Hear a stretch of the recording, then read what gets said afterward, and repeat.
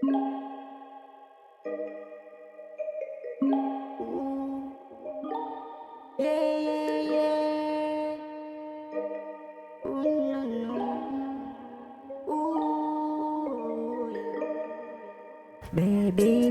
เธอមកអីចឹង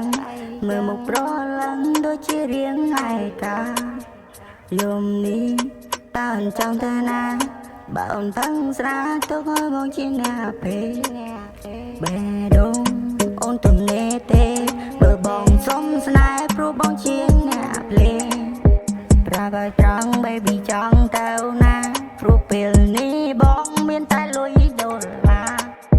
ស្មោះត្រង់ baby ចង់មានស្នេហ៍អូនកុំបោកចិនបងព្រោះបងជាកូនអ្នកស្រ័យកុំបន្លំបោកយកតែខ្លួនប្រាំនៅបងគ្រាន់តែប្រាប់នឹកច្រឡំណាអូន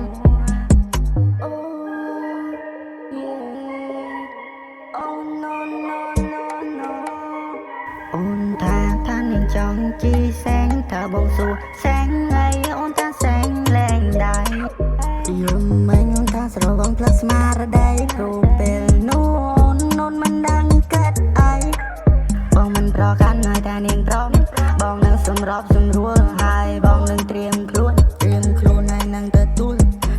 ទៅមេគ្រួសារហើយបងសុំនឹងសន្យាថាបងនឹងរៀបការឲ្យមើលថែលោកមរណាធ្វើឲ្យបងភ្លេចស្មារតី